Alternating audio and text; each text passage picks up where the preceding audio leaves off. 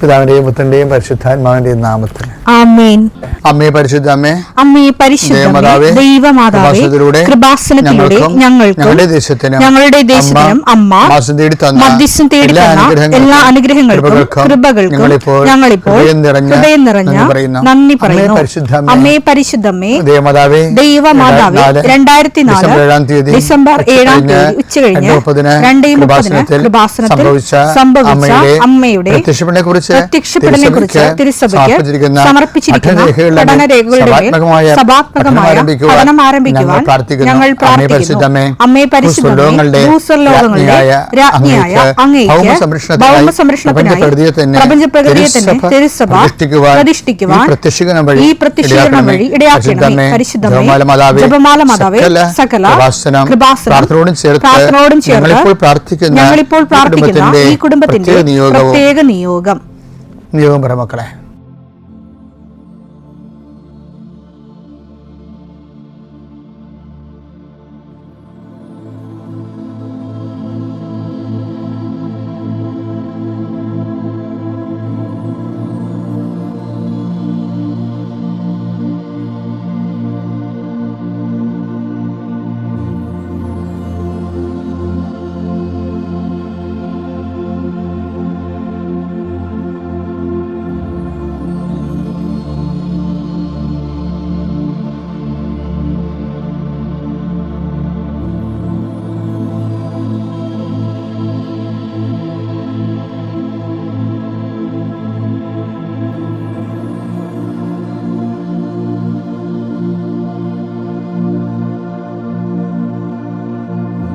അമ്മയുടെ പ്രത്യക്ഷീകരണത്തിന്റെ ഈ അനുഗ്രഹവേളയിൽ ഞങ്ങൾക്ക് സാധിച്ചു തരുവാൻ കനിയണമേ. ആമേൻ. വിശ്വാസ പ്രമാണം. സർവശക്തനായ പിതാവും ആകാശത്തിന്റെയും ഭൂമിയുടെയും സൃഷ്ടാവുമായ ദൈവത്തിൽ ഞാൻ വിശ്വസിക്കുന്നു. അവിടുത്തെ ഏകപുത്രനും ഞങ്ങളുടെ കർത്താവുമായ ഈശോ മിശിഹായിലും ഞാൻ വിശ്വസിക്കുന്നു.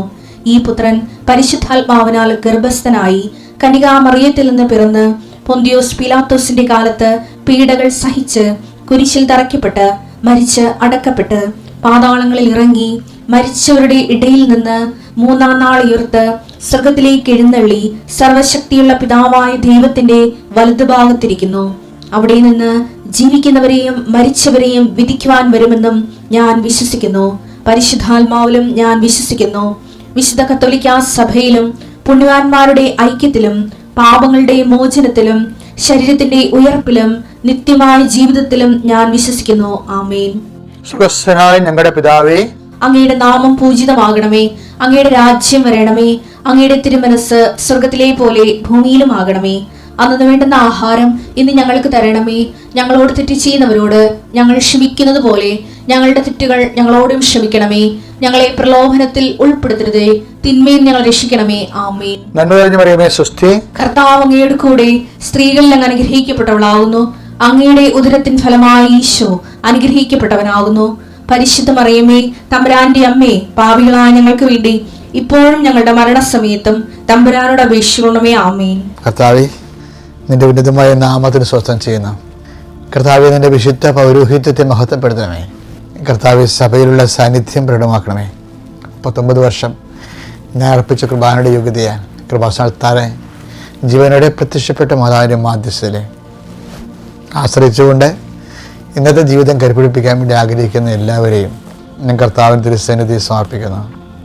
ഇന്ന് നീ അനുഗ്രഹിക്കുന്ന മക്കളെ എവിടെയെല്ലാം തങ്ങൾക്കൊരു സഹായം കിട്ടിയിരുന്നെങ്കിൽ അത് ആരോഗ്യപരമായ, സാമ്പത്തികമായ, സാമൂഹികമായ കൂട്ടായ്മയാകാം, ഒരു സഹായം കിട്ടിയിരുന്നെങ്കിൽ ആഗ്രഹിക്കുന്ന എല്ലാവർക്കും അവിടെ യാതൊരു യോഗ്യതയും നോക്കാതെ ദൈവത്തിൻ്റെ അനർഗളമായി നിർഗളിക്കുന്ന കാരുണ്യം കൊണ്ട് അവിടെ not by merit but by ഗ്രേസിൽ വർക്ക് ചെയ്യാൻ, അവിടെ കഴിവ് കൊണ്ടല്ല അങ്ങയുടെ കൃപ കൊണ്ടെന്ന രീതിയിൽ വർക്ക് ചെയ്യുന്ന ഒരു അനുഭവം കൊടുക്കാൻ വേണ്ടി പ്രാർത്ഥിക്കുന്നു. ലോകമെമ്പാടും പ്രാർത്ഥന കൂടുന്ന എല്ലാ മക്കളെയും ഞാൻ ആശീർവദിക്കുന്നു.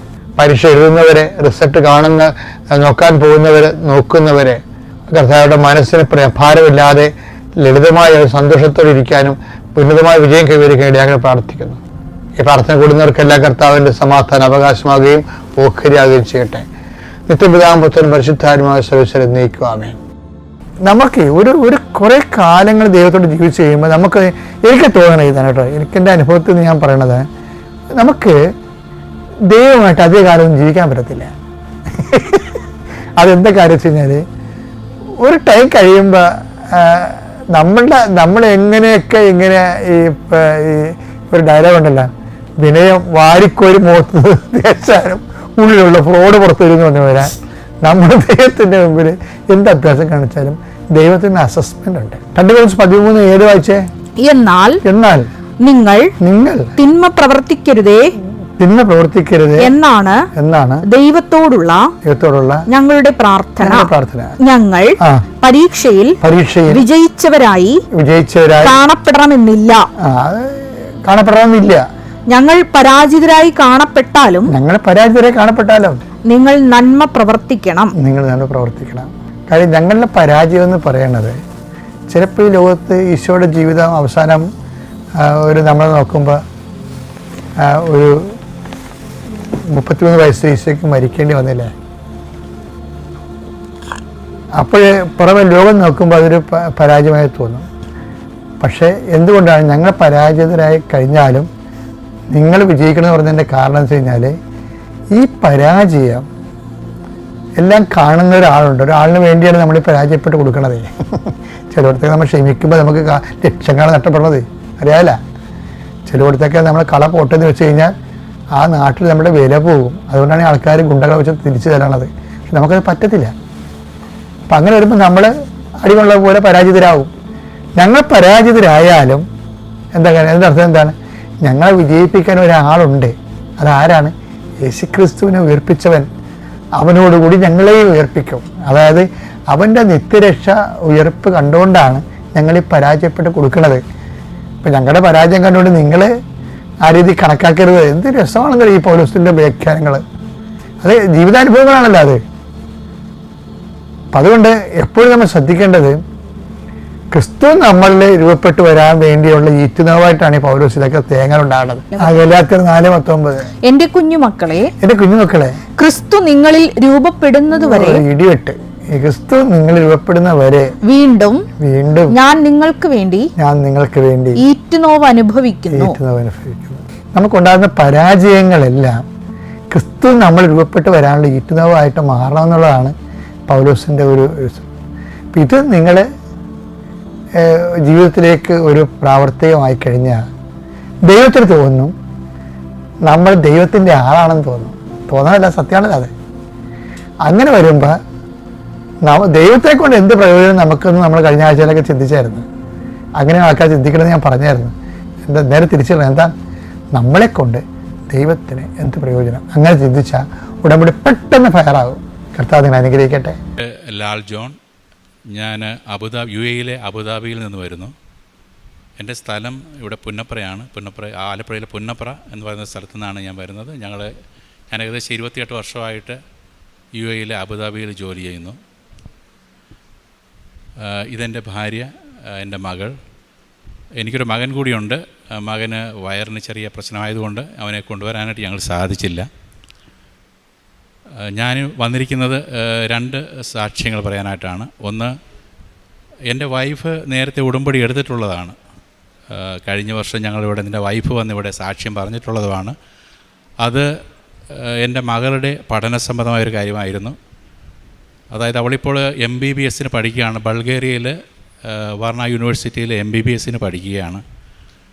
ഈ 2 വർഷം മുമ്പ് അവളുടെ ബൾഗേറിയയിലേക്കുള്ള വിസ പ്രോസസ്സിങ്ങിൽ കുറച്ച് കാലതാമസം വരികയും അതിനുവേണ്ടി ഞങ്ങൾ അമ്മയോട്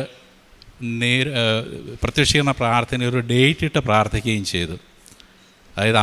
അതായത് ഒക്ടോബർ മാസത്തിലാണ് ഞങ്ങൾ അവളുടെ വിസ പ്രോസസ്സിങ് കൊടുത്തത്. സാധാരണ രീതിയിൽ 1 മാസം കൊണ്ട് അത് ശരിയാവേണ്ടതാണ്. പക്ഷേ അവളുടെ ഒരു കൂട്ടുകാരി ഉണ്ടായിരുന്നു. അവളുടെ കൂട്ടുകാരിയുടെ അത് ശരിയായി, ഒരുമിച്ച് അവർ കൊടുത്തതെന്നാണ്. അവളുടെ കൂട്ടുകാരിയുടെ ശരിയായി. പക്ഷേ എൻ്റെ മോളുടെ മാത്രം കുറച്ച് കാലതാമസം വന്നു. ആ കൂട്ടുകാരുടെ ശേഷവും പിന്നെയും 10-15 ദിവസങ്ങൾ കഴിഞ്ഞിട്ടും ആ വിസ അതുവരെ കിട്ടാത്തത് കൊണ്ട് ഞങ്ങൾ അമ്മയോടൊരു ഡേറ്റ് ഇട്ട് പ്രാർത്ഥിച്ചു. ഞങ്ങൾ ഈ ഡേറ്റ് ഇടുന്നത് ഏകദേശം ഡിസംബർ 3-4 മറ്റുമാണ്. ശരിക്കും പറഞ്ഞു കഴിഞ്ഞാൽ 3-ാം തീയതിയാണ് തോന്നുന്നു ഞങ്ങൾ ഡേറ്റ് ഇടുന്നത്. ആ ഡേറ്റ് ഇടുന്നത് ഞങ്ങൾ പറഞ്ഞത് പ്രധാനപ്പെട്ട കാര്യം, എൻ്റെ ഭാര്യയാണ് എന്നോട് പറഞ്ഞത്, നമുക്ക് ഒരു അമ്മയുടെ പ്രത്യക്ഷീകരണത്തിൻ്റെ ദിവസം, അതായത് ഡിസംബർ 7-ാം തീയതി മകൾ അവിടെ ജോയിൻ ചെയ്യുന്ന രീതിയിൽ അമ്മ നമ്മളെ അനുഗ്രഹിക്കണമെന്ന് നമുക്ക് പ്രാർത്ഥിക്കാം എന്ന് പറഞ്ഞു. അത് പ്രകാരം ഞാനപ്പോൾ ചോദിച്ചു, ഇതെങ്ങനെ സാധിക്കും? ഇപ്പോൾ 3-4 ദിവസമല്ലേ ഉള്ളൂ, ഈ ദിവസം കൊണ്ട് എങ്ങനെയാണ് ഇതെല്ലാം സാധിക്കുക? അവിടെ വിസ അപ്രൂവ് ആകണം, അവളെ നമ്മൾ അങ്ങോട്ടേക്ക് വിടണം, ഇതെല്ലാം കൂടെ സാധിക്കും. അപ്പോൾ വൈഫാണ് ഉറപ്പ് പറഞ്ഞത്, അമ്മ വിചാരിച്ചാൽ നടക്കാത്ത കാര്യമൊന്നുമില്ല, അതുകൊണ്ട് ഉറപ്പായിട്ട് നമുക്ക് ആ ഡേറ്റ് ഇട്ട് പ്രാർത്ഥിക്കാമെന്ന് പറഞ്ഞു. അങ്ങനെ ആ പ്രാർത്ഥനയിലൂടെ കൃത്യം അടുത്ത ദിവസം തന്നെ എനിക്ക് ബൾഗേറിയൻ എംബസിയിൽ നിന്ന് കോൾ വന്നു, നിങ്ങളുടെ വിസ അപ്രൂവ് ആയിരിക്കുന്നു. അത് ആ ദിവസം തന്നെ, അത് ഏകദേശം ഉച്ച സമയത്താണ് എനിക്ക് കോൾ വരുന്നത്. അതുകൊണ്ട് അന്നത്തെ ദിവസം പോയി വിസ റിസീവ് ചെയ്യാനുള്ള കാര്യം ഉണ്ടായിരുന്നില്ല. തൊട്ടടുത്ത ദിവസം 5-ാം തീയതി അത് ബൾഗേറിയൻ എംബസി അവധിയുമാണ്. അതുകൊണ്ട് തന്നെ 6-ാം തീയതിയാണ് എനിക്ക് അവിടെ പോയി ഈ വിസ റിസീവ് ചെയ്യാൻ സാധിച്ചത്. കൃത്യമായിട്ട് ആ ദിവസം തന്നെ ഞങ്ങൾ ടിക്കറ്റ് ബുക്ക് ചെയ്തു. അമ്മയുടെ പ്രത്യക്ഷീകരണത്തിൻ്റെ ദിവസമായ ഡിസംബർ 7-ാം തീയതി വൈകുന്നേരം 8 മണിക്ക് എൻ്റെ മകൾ ബൾഗേറിയയിലെ യൂണിവേഴ്സിറ്റിയിൽ അവിടെ എത്തിച്ചേരുകയും ചെയ്തു. ഇതായിരുന്നു എൻ്റെ ഭാര്യ പറഞ്ഞ സാക്ഷ്യം.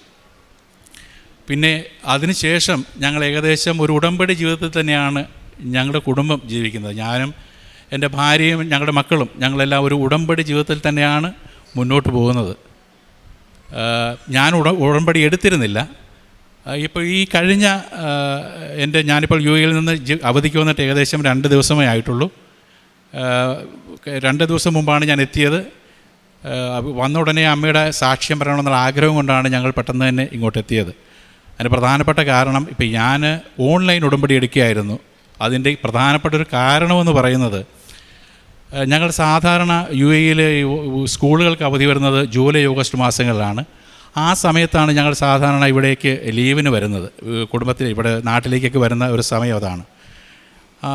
ആ സമയത്താണ് ഞങ്ങൾ, അതുകൊണ്ട് തന്നെ എൻ്റെ വിസ അല്ലെങ്കിൽ എൻ്റെ കോൺട്രാക്റ്റ് 2 വർഷം കൂടുമ്പോൾ അവിടെ പുതുക്കുന്ന ഒരു പരിപാടിയുണ്ട് യിലെ എല്ലാ എംപ്ലോയീസിനും. അപ്പോൾ സാധാരണ രീതിയിൽ എൻ്റെ ഇപ്പോഴത്തെ വിസ റിന്യൂ ചെയ്യേണ്ടിരുന്നത് ഓഗസ്റ്റ് 16-ാം തീയതിയാണ്.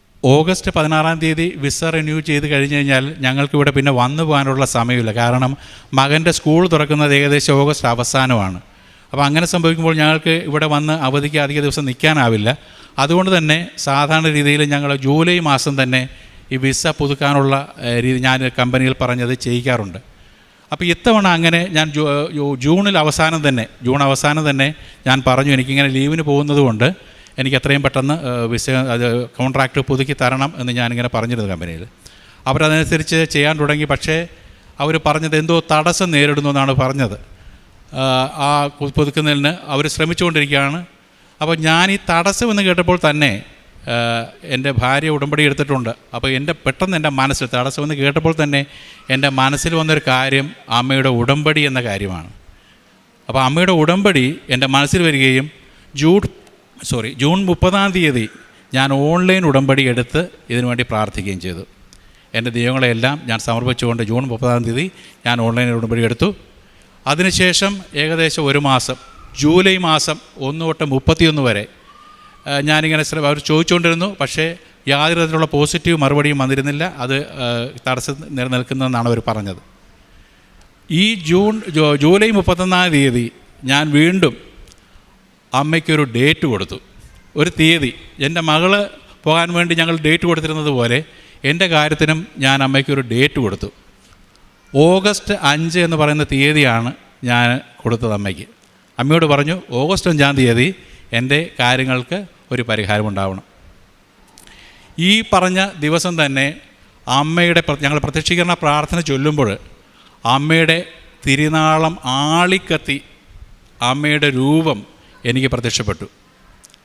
അത് എനിക്ക് കൃപാസനം അമ്മയുടെ രൂപമല്ല ലഭിച്ചത്, പകരം കൈനീട്ടി നിൽക്കുന്ന അമലോദ്ഭവ അമ്മയുടെ രൂപമാണ് എനിക്ക് കിട്ടിയത്. ഞാനത് നോക്കുമ്പോൾ എനിക്ക് ശരിക്കും കാണാൻ പറ്റി. അപ്പോൾ ഞങ്ങളുടെ അവിടെ അങ്ങനെയുള്ള രൂപമൊന്നും ഇരിപ്പില്ല, അങ്ങനെ ഒരു രൂപത്തെക്കുറിച്ച് എൻ്റെ മനസ്സിൽ ചിന്തയുമില്ല. പക്ഷേ ആ നാളത്തിൽ ഞാൻ കണ്ടു. ഞാൻ പിന്നെ കണ്ണടയ്ക്കുമ്പോഴെല്ലാം ആ ശരിയായ ആ രൂപമാണ് എൻ്റെ മുന്നിൽ നിൽക്കുന്നത്, അമലോദ്ഭവമ്മയുടെ രൂപമാണ് എൻ്റെ മുന്നിൽ നിൽക്കുന്നത്. അപ്പോൾ ഞാൻ ഉറപ്പിച്ചു, ഞാൻ കൊടുത്ത ഡേറ്റിനെ എൻ്റെ അമ്മ ഉറപ്പിച്ചിരിക്കുന്നു എന്ന് ഞാൻ മനസ്സിലാക്കി. രണ്ടാമത് അതിനുശേഷം ഞാൻ ഉടമ്പടി ഉപ്പ് ഞാൻ ജോലി ചെയ്യുന്ന ഓഫീസിലും അതുപോലെ തന്നെ ഈ പറയുന്ന പ്രോസസ്സ് നടക്കുന്ന ഓഫീസിലും എല്ലാം ഞാൻ ഉടമ്പടി ഉപ്പ് ഇട്ട് പ്രാർത്ഥിച്ചു. അന്ന് തന്നെ അമ്മ മറ്റൊരു രീതിയിലൂടെ എനിക്കൊരു കാര്യം ഉറപ്പിച്ചു തന്നു. കാരണം ഞാൻ സാധാരണ രീതിയിൽ സാക്ഷ്യങ്ങൾ കേട്ട് ഷെയർ ചെയ്യാറുണ്ട്. അങ്ങനെ ഞാൻ എടുക്കുന്ന സാക്ഷ്യങ്ങൾ, ഈ ഉടമ്പടി ഉപ്പിട്ടതിന് ശേഷം ഞാൻ എടുക്കുന്ന സാക്ഷ്യങ്ങളെല്ലാം ഉപ്പുമായി ബന്ധപ്പെട്ട സാക്ഷ്യങ്ങളാണ്. കണ്ടിന്യൂസ് ആയിട്ട് ആ സാക്ഷ്യങ്ങൾ വരുന്നു. അമ്മ കൂടെ ഉണ്ട് എന്നത് ഞാൻ അതിലൂടെ രണ്ടാമത് ഉറപ്പിച്ചു. മൂന്നാമത് ശരിയായ കൺഫർമേഷൻ അമ്മ തന്നത് ഞാനിട്ട ഡേറ്റിൻ്റെ 5-ാം തീയതി എന്ന് പറയുന്ന ഡേറ്റിലാണ്. അന്ന് ഞാൻ ഓഫീസിലിരിക്കുകയാണ്. അപ്പോൾ ഞാനിതിനെക്കുറിച്ച് അവരോട് ഇടയ്ക്ക് അന്വേഷിക്കുന്നുണ്ട്. അവർ പറയുന്നു ശരിയാകുമ്പോൾ പറയാം എന്നാണ് പറയുന്നത്. 5-ാം തീയതി ഏകദേശം ഉച്ച കഴിഞ്ഞ് എൻ്റെ ഓഫീസിലെ ഒരാൾ വന്നു എൻ്റെ പുതിയ കോൺട്രാക്റ്റ് എൻ്റെ മുന്നിൽ കൊണ്ടുവരികയാണ്. ഇത് കണ്ടിട്ട് എന്നോട് പറഞ്ഞു ഇത് ഒപ്പിട്ട് തരാൻ പറഞ്ഞു. ഞാനിത് ഒപ്പിടുന്ന സമയത്ത് ഞാൻ പെട്ടെന്ന് ചിന്തിച്ചു ഇന്ന് 5-ാം തീയതിയാണ്, ഞാൻ അമ്മയ്ക്ക് കൊടുത്തിരുന്നത് ഡേറ്റിൻ്റെ ദിവസമാണ്. ഞാൻ പെട്ടെന്ന് അത് ഒപ്പിട്ട് കൊടുത്തതിന് ശേഷം ഞാൻ എൻ്റെ ഓഫീസിൻ്റെ മുന്നിൽ ഒരു വലിയ ക്ലോക്ക്, വൃത്താകൃതിയിലുള്ളൊരു വലിയ ക്ലോക്ക് വെച്ചിട്ടുണ്ട്.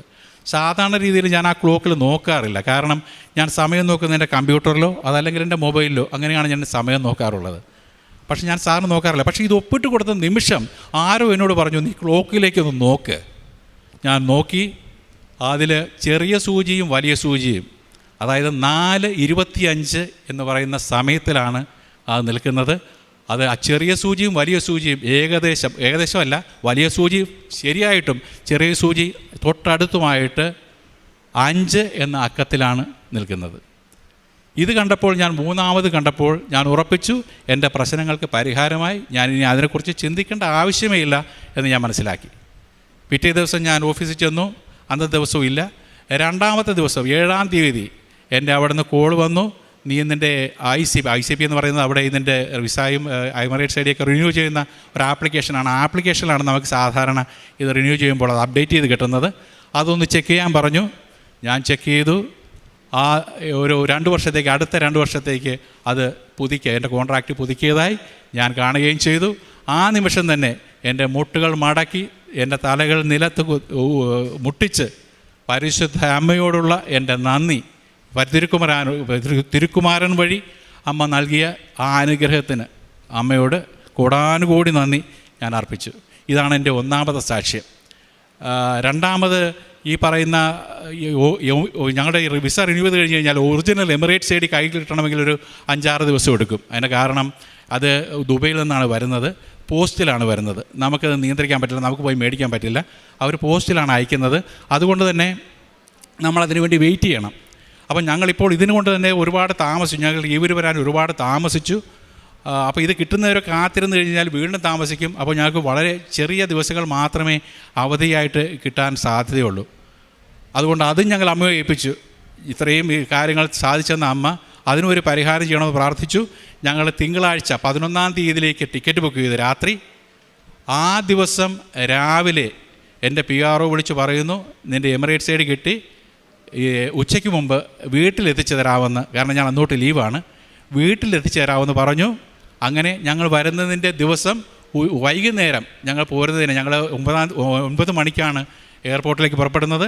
ഞങ്ങൾ പോരുന്നതിന് മുമ്പ് 6 മണിക്ക് ആ ഒറിജിനൽ എമിറേറ്റ്സ് ഐഡി എൻ്റെ കൈ കിട്ടി. അതുകൊണ്ടെങ്കിൽ മാത്രമേ സാധാരണ രീതിയിൽ നമുക്ക് തിരിച്ചു പോകുമ്പോൾ എയർപോർട്ടിൽ ഈ ഒറിജിനൽ എമിറേറ്റ്സ് ഐഡി കാണിച്ചില്ലെങ്കിൽ ചിലപ്പോൾ തടസ്സങ്ങളുണ്ടാകും. പക്ഷേ അതും എൻ്റെ അമ്മ വളരെ പെട്ടെന്ന് 2, 5, 6 ദിവസം കൊണ്ട് നടക്കേണ്ട കാര്യം 2, 3 ദിവസം കൊണ്ട്, സമയച്ചുരുക്കത്തിന് അമ്മ എന്ന് പറയുന്നതിൽ യഥാർത്ഥ കാര്യം അതാണ്, 2, 3 ദിവസം കൊണ്ട് സാധിച്ചു തന്നു. ആ എമിറേറ്റ്സ് ഐഡി എനിക്ക് കിട്ടുകയും ചെയ്തു. ഇതാണ് എൻ്റെ ആ രണ്ടാമത്തെ സാക്ഷ്യം. ഇനിയുള്ളത് എൻ്റെ മോളെക്കുറിച്ചുള്ള സാക്ഷ്യമാണ്. അവളുടെ ഈ പറഞ്ഞ 2-ാം വർഷത്തിലെ ചില പരീക്ഷകളിൽ വന്ന ചില പ്രശ്നങ്ങൾ അവൾ എങ്ങനെയാണ് അമ്മയിൽ ആശ്രയിച്ച്, അതായത് ഞങ്ങൾ പറഞ്ഞല്ലോ ഞങ്ങളിപ്പോൾ ഉടമ്പടിയിൽ ആശ്രയിച്ച് ജീവിക്കുകയാണ്. എൻ്റെ മകളും ഇപ്പോൾ അവിടെ ബൾഗേറിയയിൽ പള്ളിയിൽ അവൾ വായിക്കുന്നുണ്ട്, ഗായക സംഘത്തിലെ അംഗമാണ്. അപ്പോൾ അവളും അമ്മയെ ചേർത്ത് പിടിച്ചാണ് ഇപ്പോൾ ജീവിക്കുന്നത്. ഞാനെപ്പോഴും മോളോട് പറയാറുണ്ട്, നീ അമ്മയുടെ പ്രത്യക്ഷീകരണത്തിൻ്റെ ദിവസം നീ അവിടെ എത്തിയതുകൊണ്ട് നിനക്കൊന്നുറപ്പിക്കാം, നിൻ്റെ അമ്മ നിന്നെ കൈപിടിച്ചാണ് അങ്ങോട്ട് കൊണ്ടുപോയിരിക്കുന്നത്. അതുകൊണ്ട് യാതൊരു ഭയവും വേണ്ട. നിൻ്റെ കൂടെ എല്ലായ്പ്പോഴും അമ്മയുണ്ട് എന്ന് ഞാൻ അവളോട് പറഞ്ഞു കൊടുക്കാറുണ്ട്. അതുകൊണ്ട് തന്നെ അമ്മയുടെ സാന്നിധ്യം അറിഞ്ഞാണ് അവളവിടെ ജീവിക്കുന്നത്. അതുകൊണ്ട് തന്നെ അവൾ അമ്മ ഏത് പ്രതിസന്ധി വരുമ്പോഴും അവൾ അമ്മയെ മുറുകെ പിടിക്കാറുണ്ട്. ശരിക്കും അവളുടെ പരീക്ഷകളിൽ വന്ന ചില പ്രശ്നങ്ങളിൽ ആ അമ്മ എങ്ങനെ അവളെ സഹായിച്ചു എന്നാണ് അവൾ എന്നോട് പറഞ്ഞത്. ഇപ്പോൾ അവൾ ഉടമ്പടി എടുക്കാത്തത് കൊണ്ട് അവൾക്കത് വിശദീകരിക്കാൻ സാധിക്കില്ല. അത് ഞാൻ വിശദീകരിക്കുമ്പോൾ അത് പൂർണ്ണമായിട്ട് അതിനെ എക്സ്പ്രസ് ചെയ്യാൻ പറ്റുമോ എന്നും എനിക്ക് സംശയമുണ്ടെങ്കിലും ഞാൻ എൻ്റെ മകൾക്ക് വേണ്ടി അത് പറയുകയാണ്. അവളുടെ ഈ 2ാം വർഷ പരീക്ഷയിൽ അവസാന പരീക്ഷയിൽ ഇപ്പോൾ അവിടെ അവധിയാണ്, 2ാം വർഷം കഴിഞ്ഞ് അവധിയാണ്. ഇനി അവൾ 3ാം വർഷത്തിലേക്ക് കടക്കുകയാണ് സെപ്റ്റംബറിൽ. ഈ 2ാം വർഷത്തെ പരീക്ഷയിൽ ഫിസിയോളജി, അതുപോലെ തന്നെ സൈറ്റോളജി, അനാട്ടമി, ഫിസിയോളജി, അനാട്ടമി, ഇങ്ങനെ 2 പരീക്ഷകളിൽ. അതിൽ ഫിസിയോളജി പരീക്ഷയിൽ ഇവിടെ ഓറൽ സെക്ഷനിൽ ഇവർ സാധാരണ 100-200 ടോപ്പിക്കുകളുണ്ട്. അത് നറുക്കെടുക്കുന്നത് പോലെ ഇവരെ കൊണ്ട് എടുപ്പിക്കുകയാണ് ചെയ്യുന്നത്. അപ്പോൾ 2 ടോപ്പിക്ക് ഇവരെടുക്കണം, അതിനെക്കുറിച്ച് വിശദമായിട്ട് എഴുതണം. ഇതാണ് അവരുടെ ഫിസിയോളജിയിലെ ആ ഒരു ടാസ്ക് എന്ന് പറയുന്നത്. എൻ്റെ മകൾ ഇതുപോലെ 2 എടുത്തു. അവളത് തുറന്നു നോക്കി. ഒന്ന് അവൾക്ക് വളരെ നന്നായി അറിയാവുന്നതാണ്. 2ാമത് നോക്കിയപ്പോൾ അവൾക്ക് അതിനെക്കുറിച്ച് യാതൊരു ഐഡിയയും ഇല്ല. ഒന്നും അറിഞ്ഞുകൂടാ, എന്താണെന്ന് പോലും മനസ്സിലാകുന്നില്ല, എന്താണ് അവൾക്ക് കിട്ടിയെന്ന് പോലും അവൾക്ക് മനസ്സിലാകുന്നില്ല. പക്ഷേ അവൾക്ക് യാതൊരു ഭയവും തോന്നിയില്ല. പിന്നെ മറ്റൊരു കാര്യം പറയാനുള്ളത്, എൻ്റെ വൈഫ് ഉടമ്പടിയതിന് ശേഷം എൻ്റെ മകൾക്ക് പരീക്ഷയിൽ ഭയമെന്ന് പറയുന്നൊരു പ്രശ്നമുണ്ടായിരുന്നു. ഇപ്പോൾ 10ാം ക്ലാസ്സിലും +2 അതുപോലെ പഠിക്കുമ്പോഴെല്ലാം അവൾക്ക് ഭയമെന്ന് പറയുന്നൊരു പ്രശ്നമുണ്ടായിരുന്നു. പക്ഷേ ഉടമ്പടി അനുഗ്രഹത്തിന് ശേഷം അവളുടെ ആ ഭയമെല്ലാം അവളെ വിട്ടുപോയി. ഇപ്പോൾ അങ്ങനെ ഭയമൊന്നുമില്ല. ഇപ്പോൾ ഈ പറയുന്ന 2 വർഷത്തെ പരീക്ഷകൾ എഴുതുമ്പോൾ അവൾ എപ്പോഴും പറയാറുണ്ട്, എനിക്ക് യാതൊരു തരത്തിലുള്ള ഭയവും അനുഭവപ്പെടാറില്ല, അമ്മ കൂടെയുണ്ടെന്ന് എനിക്ക് ഉറപ്പുണ്ട്, അതുകൊണ്ട് എനിക്കൊരു ഭയവും അനുഭവപ്പെടാറില്ല. അതുകൊണ്ട് തന്നെ അവൾ ഈ പറയുന്ന ഒന്നും മനസ്സിലാകാത്ത ഒരു പോർഷൻ കിട്ടിയപ്പോൾ പോലും അവൾ പറഞ്ഞു, എനിക്ക് യാതൊരു തരത്തിലുള്ള ടെൻഷനും ഉണ്ടായില്ല. എനിക്ക് കിട്ടിയ ആദ്യത്തെ ഇത് എനിക്ക് നന്നായി അറിയാവുന്നത് ഞാൻ വളരെ നന്നായി എഴുതി തുടങ്ങി. അത് എഴുതി തീരാറായപ്പോഴേക്കും അവരുടെ ഹെഡ് അവിടെ ആ എക്സാം ഹാളിലേക്ക് വരുന്നു.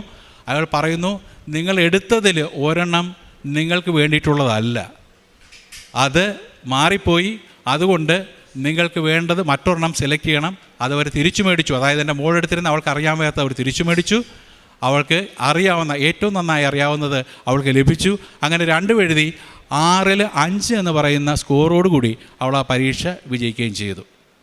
2ാമത് അവൾക്ക് സൈറ്റോളജി എന്ന് പറയുന്ന അനാട്ടമി പരീക്ഷയിൽ ഇതുപോലെ തന്നെ ഓറൽ സെക്ഷനുണ്ട്. ആ പരീക്ഷയിൽ ഓറൽ സെക്ഷനിൽ അവൾ ഈ സലൈവ ഗ്ലാൻസിനെ കുറിച്ചുള്ള ഒരു സംഗതിയാണ്. അവൾക്കെല്ലാം അറിയാം, നന്നായിട്ട് അവൾ പറഞ്ഞു. പക്ഷേ അവരുടെ ഹെഡ് ചോദിച്ച ഒരു ചോദ്യം, അത് ഈ സലൈവ ഗ്ലാൻസ് സെക്യൂരിറ്റി ചെയ്യുന്നത് എങ്ങോട്ടാണ്, അങ്ങനെ എന്തോ ഒരു കാര്യമാണ്. അത് ഡീറ്റെയിൽഡായിട്ട് എൻ്റെ മോൾക്ക് മാത്രമേ അത് പറയാൻ പറ്റൂ. പക്ഷേ എനിക്കതിനെക്കുറിച്ച് ഡീറ്റെയിൽഡായിട്ട് അറിഞ്ഞുകൂടാ. എങ്കിലും വളരെ അവൾക്ക് തീരെ അറിയാൻ വയ്യാത്ത, അവൾ ഒരിക്കലും വായിച്ചിട്ടില്ലാത്ത, അവൾ ഒരിക്കലും ഒരു മനസ്സിൽ ശരിക്കും അറിഞ്ഞേ കൂടാത്ത ആ ഒരു സംഭവം അവൾക്ക് ആരോ പറഞ്ഞു കൊടുക്കുന്നത് പോലെ, തൊട്ടടുത്ത് നിന്ന് ആരോ പറഞ്ഞു കൊടുക്കുന്നത് പോലെ അവൾ ഹെഡിന് മുന്നിൽ, നമ്മൾ പറയാറുണ്ടല്ലോ പരിശുദ്ധാത്മാവ് പ്രവേശിക്കുമ്പോൾ നമ്മൾ പറയുന്നത് എന്താണെന്ന് നമുക്ക് അറിയില്ല എന്ന് പറയാറുണ്ട്. അതുപോലെ എന്താണ് പറയുന്നതെന്ന് അറിഞ്ഞുകൂടാ, എങ്കിലും പറയുന്നതെല്ലാം ശരിയാണ്. അതുപോലെ തന്നെ ആ പരീക്ഷയും അവൾ ആരോ പറഞ്ഞു കൊടുക്കുന്നത് പോലെ അത് പറയുകയും ആ പരീക്ഷയും അവൾ നല്ല മാർക്കോടുകൂടി പാസ്സാകുകയും ചെയ്തു. ഇതാണ് ഞങ്ങളുടെ സാക്ഷ്യങ്ങൾ. ഈ ഇത്രയും അനുഗ്രഹങ്ങൾ, ഇനിയുള്ള സാക്ഷ്യങ്ങളുണ്ട്, ഒരുപാട് സാക്ഷ്യങ്ങളുണ്ട്, ഒരുപാട് നിയോഗങ്ങളുണ്ട്. ഇതിനെല്ലാം വീണ്ടും വീണ്ടും അമ്മയുടെ പ്രത്യക്ഷീകരണത്തിൻ്റെ സാക്ഷ്യം പറയാൻ എന്നെ ഇവിടെ എത്തിച്ച് അനുഗ്രഹിക്കണമെന്നാണ് ഞാൻ ഓരോ നിമിഷവും പ്രാർത്ഥിക്കുന്നത്. ഇപ്പോൾ ഞങ്ങൾക്ക് കിട്ടിയ ഈ എല്ലാ അനുഗ്രഹങ്ങൾക്കും പരിശുദ്ധ അമ്മയ്ക്കും പരമോന്നത തിരുക്കുമാരനും കോടാനുകോടി നന്ദികൾ അർപ്പിക്കുന്നു. ഒരു കാര്യം ഞാൻ എപ്പോഴും അറിയാറുണ്ട്, നമുക്ക് ജീവിതത്തിൽ ചില പ്രതിസന്ധികൾ വരും. ആ പ്രതിസന്ധി എന്ന് പറയുന്നത്, ചില പ്രതിസന്ധികൾ നമുക്ക് നേരിട്ട് നമുക്ക് തന്നെ അതിനെ പ്രതിരോധിക്കാൻ പറ്റും. രണ്ടാമത് മറ്റുള്ളവരുടെ സഹായത്തോടെ ചിലപ്പോൾ നമ്മൾ അതിനെ അതിജീവിക്കും. പക്ഷേ ഇങ്ങനെ ചെയ്യുമ്പോഴെല്ലാം നമ്മൾ അറിയാത്തൊരു കാര്യമുണ്ട്. ഇതെല്ലാം ഇങ്ങനെ നടക്കുമ്പോഴും ഇതിൻ്റെ പിന്നിലുള്ള ദൈവകൃപ, അത് നമ്മൾ ദൈവമാർഗത്തിൽ ചരിക്കുന്നവരാണെങ്കിലും നമ്മൾ അതിനെക്കുറിച്ച് ശരിക്കും ശ്രദ്ധിക്കാറില്ല, അതിനെക്കുറിച്ച് നന്ദി പറയാറില്ല, അതിനെക്കുറിച്ച് അങ്ങനെ അധികം ആലോചിക്കാറില്ല. ചെറുതായിട്ടൊരു നന്ദിയൊക്കെ പറയും, അവിടെ അവസാനിക്കും. പക്ഷേ അല്ല, ദൈവം നമുക്ക് തരുന്നൊരു അവസരമാണത്. നിൻ്റെ എല്ലാ കാര്യത്തിലും, നിൻ്റെ ജീവിതത്തിലെ ഓരോ നിമിഷങ്ങളിലും എൻ്റെ കൃപ നിന്നോട് കൂടി ഉണ്ട് എന്ന് മനസ്സിലാക്കി തരുന്ന ചില അവസരങ്ങളാണ് നമ്മുടെ ജീവിതത്തിൽ. ഒരാളുടെ ജീവിതത്തിൽ ഒരു തവണയെങ്കിലും അങ്ങനെ ഒരു അവസരം വരും. അപ്പോഴേ അവർ അറിയൂ, എൻ്റെ ഒന്നുമല്ല. അച്ഛൻ പറയുന്നത് പോലെ നോട്ട് ബൈ മെറിറ്റ്. നമ്മുടെ മെറിറ്റ് കൊണ്ടൊന്നും ഈ പ്രപഞ്ചത്തിലെ ഒന്നിനും പരിഹരിക്കാനാവാത്ത ചില കാര്യങ്ങൾ, നമ്മുടെ മെറിറ്റിലില്ലാത്ത കാര്യങ്ങൾ, ബട്ട് ബൈ ഗ്രേസ്, ആ ഗ്രേസിലൂടെ മാത്രം സാധിക്കുന്ന ചില കാര്യങ്ങളുണ്ട്. അതിൻ്റെ അത്യുന്നത വിശ്വാസത്തിൻ്റെ ഒരു സാക്ഷിയാണ് ഞാൻ. പ്രേക്ഷിത പ്രവർത്തനങ്ങളായിട്ട് ഞാനിപ്പോൾ ആദ്യമായിട്ടാണ് ഞാൻ ഓൺലൈൻ ഉടമ്പടിയാണ് എടുത്തിരുന്നത്. ആദ്യമായിട്ടാണ് ഞാനിപ്പോൾ വന്നിവിടെ തീർത്ഥാടന ഉടമ്പടി എടുക്കുന്നത്. അതുകൊണ്ട് തന്നെ പത്രങ്ങളെല്ലാം ഞാൻ ഇപ്പോൾ വാങ്ങിയിട്ടേ ഉള്ളൂ. പിന്നെ അല്ലാതെ ഞാൻ ചെന്ന് അച്ഛൻ്റെ ഡെയിലി ബ്രെഡ് എല്ലാ ദിവസവും ഞങ്ങൾ കുടുംബസമേതം കാണും. രാവിലെ തന്നെ എഴുന്നേറ്റ് 5:30 തന്നെ, അവിടുത്തെ 5:30 ഞങ്ങൾ എഴുന്നേറ്റ് ഉടമ്പടി ഡെയിലി ബ്രെഡ് കൂടും, പ്രത്യക്ഷീകരണ പ്രാർത്ഥന ചൊല്ലും. അതുപോലെ തന്നെ അച്ഛൻ്റെ എല്ലാ ചൊവ്വാഴ്ചയും പ്രക്ഷേപണം ചെയ്യുന്ന ഉടമ്പടി ധ്യാനങ്ങൾ കൂടാറുണ്ട്. അതുപോലെ തന്നെ സാക്ഷ്യങ്ങൾ, പരമാവധി സാക്ഷ്യങ്ങൾ എപ്പോഴെല്ലാം സമയം കിട്ടുമോ അപ്പോഴെല്ലാം സാക്ഷ്യങ്ങൾ കേട്ട് ഷെയർ ചെയ്യാറുണ്ട്. അതുപോലെ തന്നെ കുർബാന ഞങ്ങൾ പള്ളിയുടെ തൊട്ടടുത്താണ് താമസിക്കുന്നത്, അവിടെ അബുദാബിയിൽ. അതുകൊണ്ട് തന്നെ കുർബാന ഒരു ദിവസവും മുടങ്ങാറില്ല. രാവിലെ 6-6:30 കുർബാനയ്ക്ക് തന്നെ ഞങ്ങൾ എല്ലാ ദിവസവും പോകാറുണ്ട്. കുർബാന പരമാവധി മുടക്കാറില്ല. ഇതെല്ലാം ചെയ്യുന്നുണ്ട്. പിന്നെ കാരുണ്യ പ്രവൃത്തികളെന്ന് പറയാനായിട്ട് ഞങ്ങളവിടെ പുറത്തായിരിക്കുമ്പോൾ അങ്ങനെ ഒരുപാട് അവിടെ അങ്ങനെ ചെയ്യാനുള്ള ഒരു ഓപ്ഷൻ കുറവാണ്. എങ്കിലും ഞങ്ങൾ ഈ ഓൺലൈൻ മാധ്യമങ്ങളിലൂടെ, അതായത് നമ്മുടെ പത്രമാധ്യമങ്ങളിലൂടെ, വിശ്വസ്തമായ പത്രമാധ്യമങ്ങളിലൂടെ വരുന്ന പല സഹായ അപേക്ഷകളും കാണുമ്പോൾ അതിൽ നമുക്ക് നന്നായി വളരെ വേണ്ടതാണെന്ന് തോന്നുന്ന പല കാര്യങ്ങളിലും ആ അക്കൗണ്ടുകളിലേക്ക് നമ്മളെ കഴിയുന്ന പണം അയച്ച് സഹായിക്കാറുണ്ട്. ഇതൊക്കെയാണ് കാരുണ്യ പ്രവർത്തികളായിട്ട് ഇപ്പോൾ ചെയ്തുകൊണ്ടിരിക്കുന്നത്. ഏശയ്യാ പ്രവാചകൻ്റെ പുസ്തകം 63-ാം അധ്യായം 9-ാം തിരുവചനം. അവരുടെ കഷ്ടതകളിൽ ദൂതനെ അയച്ചില്ല, അവിടുന്ന് തന്നെയാണ് അവരെ രക്ഷിച്ചത്. തൻ്റെ കരുണയിലും സ്നേഹത്തിലും അവിടുന്ന് അവരെ വീണ്ടെടുത്തു. കഴിഞ്ഞ കാലങ്ങളിൽ അവിടുന്ന് അവരെ കരങ്ങളിൽ വഹിച്ചു. ദൈവത്തിൻ്റെ പരിപാലനയെക്കുറിച്ച് നാം സുവിശേഷങ്ങളിൽ വായിക്കുന്നുണ്ട്. ഈശോ നമ്മോട് പറയുന്നത് ഇങ്ങനെയാണ്: നാളെയെക്കുറിച്ച് നിങ്ങൾ ഒട്ടും തന്നെ വ്യാകുലരാകേണ്ട. ഇന്നത്തെ വ്യാകുലകൾ തന്നെ ഇന്നത്തേക്ക് മതിയാകും. പിന്നെ ഈശോയുടെ പരിപാലന ഈശോ നമ്മെ അറിയിക്കുന്നത് എങ്ങനെയാണ്? വയലിലെ ലില്ലികളെ നോക്കുവിൻ, അവർ ഒട്ടും നൂൽ നിൽക്കുന്നില്ല, പക്ഷേ അവർ എത്രയോ മനോഹരമായിട്ടാണ് ആ പൂക്കൾ വിരിഞ്ഞു നിൽക്കുന്നത്. ആകാശത്തിലെ പക്ഷികളെ നോക്കുന്ന, അവർ വിതയ്ക്കുന്നില്ല, കൊയ്യുന്നില്ല, പക്ഷേ അവയെ ദൈവം തീറ്റി പോറ്റുന്നു, പരിപാലിക്കുന്നുവെന്ന്. അവയേക്കാൾ വളരെയേറെ വിലപ്പെട്ടവരാണ് നാം ഓരോരുത്തരും എന്ന് ഈശോ നമ്മെ ഓർമ്മിപ്പിക്കുന്നുണ്ട്. ഇവിടെ ലാൽ ജോൺ ഫാമിലി ഇവിടെ വന്ന് അബുദാബിയിൽ നിന്ന് വന്നുകൊണ്ടാണ് സാക്ഷ്യം പറയാനായി ഇവിടെ എത്തിയത്. അവരുടെ എല്ലാ ദിവസത്തെയും പ്രാർത്ഥന ഞങ്ങളെ പ്രത്യക്ഷീകരണത്തിൻ്റെ സാക്ഷികളാക്കണേ എന്നുള്ളതായിരുന്നു. ആ മനോഹരമായ പ്രാർത്ഥന, പെട്രോൾ കത്തുന്നത് പോലെയുള്ള പ്രാർത്ഥന, ജോസഫ് അച്ഛൻ നമ്മളോട് പറയുന്നത് അതാണ്. പെട്രോൾ കത്തുന്നത് പോലെ നിങ്ങളുടെ ഉടമ്പടി കത്തിപ്പിടിക്കണമെങ്കിൽ, സാധ്യമാകണമെങ്കിൽ ഒരൊറ്റ പ്രാർത്ഥനയേ ഉള്ളൂ. അത് എന്നെ പ്രത്യക്ഷീകരണത്തിൻ്റെ സാക്ഷിയാക്കണമേ എന്നുള്ള ഒരു പ്രാർത്ഥനയാണ്. ലാൽ ജോൺ കുടുംബവും പ്രാർത്ഥിച്ചത് അങ്ങനെ തന്നെയാണ്.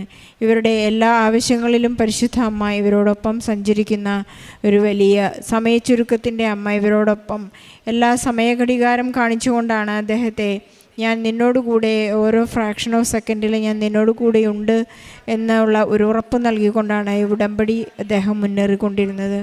ഉടമ്പടി എടുത്തവരുടെ എല്ലാവരുടെയും പ്രത്യേകത അതാണ്. എല്ലാ എലമെൻസും അദ്ദേഹത്തിന് അനുഭവവേദ്യമായി എന്ന് നമുക്ക് മനസ്സിലാക്കാം. പരിശുദ്ധ അമ്മയുടെ സാമീപ്യം തിരുനാളത്തിൽ അദ്ദേഹത്തിന് അമ്മയെ കാണാനും സ്നേഹിക്കുവാനും സാധിച്ചു. അതുപോലെ തന്നെ അമ്മ കൊടുത്ത ആ ഡേറ്റ് കൃത്യമായി മകളുടെ കാര്യത്തിലും അദ്ദേഹത്തിൻ്റെ വിസ കോൺട്രാക്റ്റിൻ്റെ കാര്യത്തിലും അദ്ദേഹത്തിന് കൃത്യമായി ഓഗസ്റ്റ് 5 എന്ന ഡേറ്റ് അദ്ദേഹത്തിൻ്റെ കയ്യിലേക്ക് ആ വിസ വീട്ടിലെത്തിച്ചു കൊടുത്തു എന്നാണ് പറയുന്നത്. നമുക്കായി എല്ലാ ഓഫീസുകളും തുറക്കുന്ന ഒരമ്മയാണ്. ഈവൻ ഇത് സൺഡേ ആയാലും സാറ്റർഡേ ആയാലും സെക്കൻഡ് സാറ്റർഡേ ആയാലും നമുക്ക് വേണ്ടി ഒരു വ്യക്തി അവിടെ ഓഫീസ് തുറന്ന് നമ്മുടെ പ്രമാണങ്ങളോ ഡോക്യുമെൻറ്റ്സൊക്കെ എത്തിച്ചു തരാനുള്ള എല്ലാ വ്യവസ്ഥകളും അമ്മ തുറക്കും. ICUവിലേക്കും ജയിലിലേക്കും കോടതികളിലേക്കും ഒക്കെ അമ്മ വളരെ പെട്ടെന്ന് കയറി ചെന്ന് നമുക്ക് വേണ്ടിയുള്ള കാര്യങ്ങൾ നടത്തുന്ന അമ്മ ഇദ്ദേഹത്തിൻ്റെ കുടുംബത്തിലെ എല്ലാ കാര്യങ്ങളും കൃത്യമായി ചെയ്തു എന്നാണ് അദ്ദേഹം ഈ സാക്ഷ്യത്തിലൂടെ നമ്മെ ഓർമ്മിപ്പിക്കുന്നത്. അദ്ദേഹത്തിൻ്റെ ജോലി കോൺട്രാക്റ്റ് വിസ പുതുക്കേണ്ട സമയത്ത് പരിശുദ്ധ അമ്മയുടെ ഇടപെടൽ വളരെ സൂപ്പറായിരുന്നു എന്നാണ് അദ്ദേഹം ഇവിടെ ഏറ്റു പറയുന്നത്. നമ്മുടെ എല്ലാവരുടെയും നിയോഗങ്ങളെ, പ്രത്യേകിച്ച് പ്രവാസികളായി കഴിയുന്ന മക്കളുടെ വിസ പ്രോസസ്സിംഗ് ഡിലേ ആയിട്ടുള്ളവരെല്ലാവരുടെയും നിയോഗങ്ങളെ നമുക്ക് ഈ സാക്ഷ്യത്തോട് ചേർത്ത് വയ്ക്കാം. അതുപോലെ തന്നെ മകളുടെ ഒരു വലിയ സാക്ഷ്യമായിരുന്നു അദ്ദേഹത്തിന് ഏറ്റു പറയാനുണ്ടായിരുന്നത്. മകൾക്ക് ആ സാമീപ്യം അനുഭവപ്പെട്ടത് മകളെക്കുറിച്ച് പറയുകയായിരുന്നു. അത് ഒട്ടും യോഗ്യതയില്ല, വളരെ ടോപ്പിക്ക് തെറ്റി വന്നപ്പോൾ മറിച്ച് വേറൊരു ടോപ്പിക്ക് കൊടുത്തപ്പോൾ കൃത്യമായി ആ വൈവ എക്സാം മകളുടെ ചെവിയിലേക്ക് പരിശുദ്ധ അമ്മ അവൾക്ക് പറഞ്ഞു കൊടുക്കുകയായിരുന്നു. ഉത്തരങ്ങളെല്ലാം കൃത്യമായി പറഞ്ഞു കൊടുത്ത് അവൾക്ക് ആ ഒരു നല്ല ഉന്നത വിജയം അവൾക്ക് പ്രാപിക്കുകയുണ്ടായി. ഉടമ്പടിയിലൂടെ സഞ്ചരിക്കുന്നവർക്കെല്ലാം ടെൻഷൻ കൂടാതെ നമ്മുടെ എല്ലാ ഭാരങ്ങളെയും ലഘൂകരിക്കുന്ന അമ്മ, നമ്മുടെ എല്ലാ കാര്യങ്ങളിലും നമുക്ക് മെറിറ്റ് ഒന്നുമില്ലെങ്കിലും നമുക്ക് സാധ്യതകൾ നൽകുന്ന, നമുക്ക് ഗ്രേസ് നൽകുന്ന, കൃപ നൽകുന്ന അമ്മ. ഇതെല്ലാം ഈശോയിൽ നമുക്ക് പ്രാപിച്ചു തരുന്നത് ഒരൊറ്റ കാര്യങ്ങൾ കൊണ്ടാണ്. നമ്മുടെ വിശ്വസ്തത മാറ്റുരച്ച് നോക്കുമ്പോൾ നാം വിശ്വസ്തരാണെന്നുള്ള ഒരു ഗ്രേസ് മാർക്ക് മാത്രം മതി. കടുകുമണിയോളം വിശ്വാസമുണ്ടെങ്കിൽ നമ്മുടെ മലകളെല്ലാം മറിക്കാൻ ശക്തമാക്കുന്ന ഒരു ദൈവവചനം നമുക്കുണ്ട്. വചനം മാംസമായ ഈശോ നമ്മോട് കൂടെയുണ്ട്.